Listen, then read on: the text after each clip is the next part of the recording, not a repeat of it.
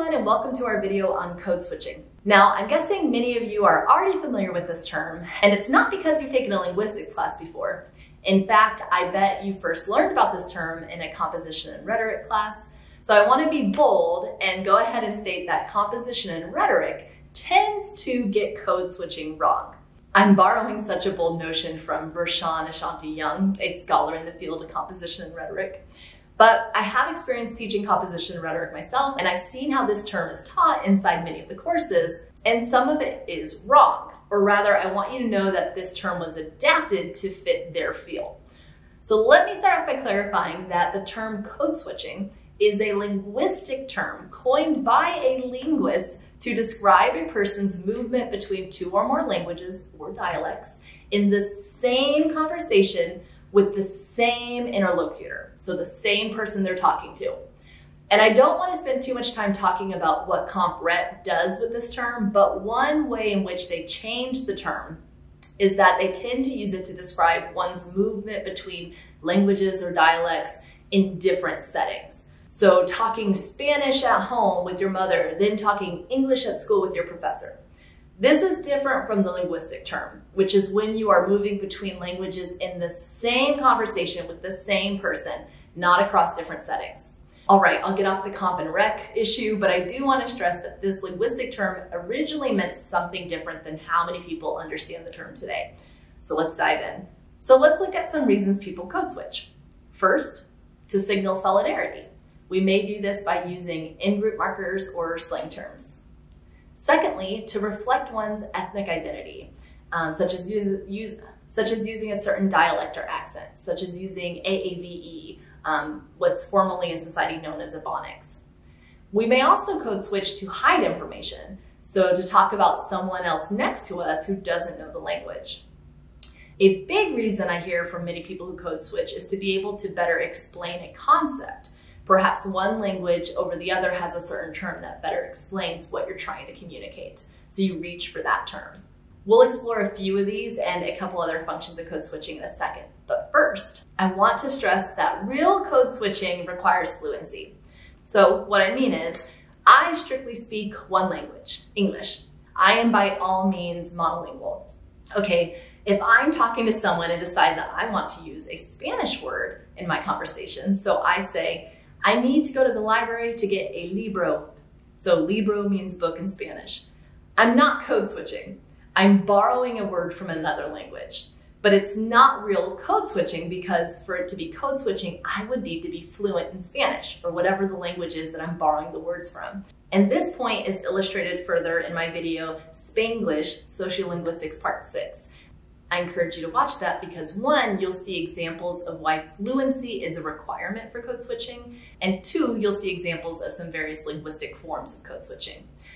But here with this video, we're just going to quickly move through 4 features or purposes of code switching. The first is tag switching, which represents the most straightforward manifestation of code switching. In this context, it involves the incorporation of an interjection or linguistic tag from another language, functioning as an ethnic identity marker. For instance, integrating English expressions like okay or right at the conclusion of an utterance in another language. It manifests at the end of an utterance. The purpose of tag switching is twofold. It can serve to bring the speaker closer to the audience, signifying shared group membership. Conversely, it may also be employed to create distance, especially when the inserting tag is unfamiliar to the audience. In such cases, tag switching conveys sophistication or an association with modernity.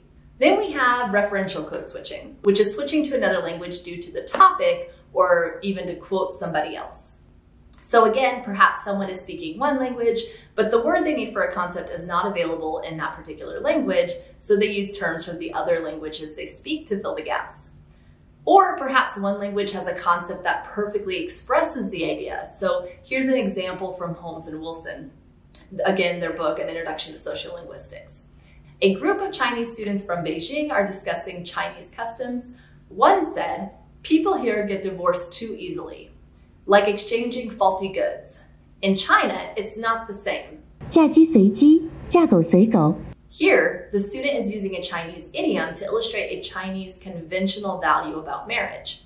The The switch to Chinese is to quote this particular phrase in its original language. And the quote expresses a concept that could be translated into English, but it isn't necessary to when the quote perfectly encapsulates the intended notion. Next, we have affective code switching, which is different from referential switching because it's used to convey emotions, attitudes, or expressions of personal feelings. In this form of code switching, speakers switch between languages to effectively communicate their emotional state or to emphasize the emotional tone of their message. Consider a bilingual individual who's expressing excitement about a recent achievement. They might say, Logré conseguir el trabajo que quería, and I'm so thrilled about it. In this instance, the speaker uses effective code switching by seamlessly combining English and Spanish. The emotional intensity and enthusiasm are emphasized by the switch as the speaker wants to convey a sense of excitement and joy that might be more effectively expressed through the multilingual use of words. Effective code switching allows an individual to infuse their expression with deeper emotional nuance that transcends the limitations of a single language.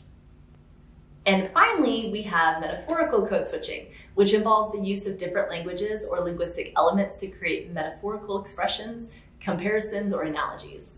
In this form of code switching, speakers employ language variation not for the literal meaning of words, but for their metaphorical or symbolic connotations, enriching the communication with creative and figurative language. For example, suppose a bilingual speaker is describing a challenging situation and says,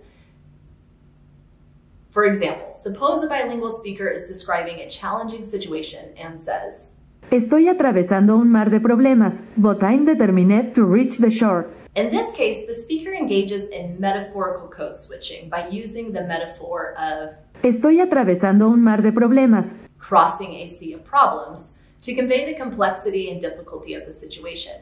The switch to English, but I'm determined to reach the shore, maintains the metaphorical context and enhances the expressive quality of the message. Metaphorical code switching allows speakers to draw on the richness of different languages to create vivid and imaginative expressions. Okay, as we wrap up this video, let's recap the final takeaways. First, code switching is a linguistic term that describes one's ability to move between two or more languages or two or more dialects in the same conversation with the same interlocutor, so the same listener. Two, it requires fluency in each language or in each dialect. And three, it serves a variety of purposes and functions, and we covered a handful of those in this video, including tag switching, referential, effective, and metaphorical code switching. All right, that's it. I'll see you guys later.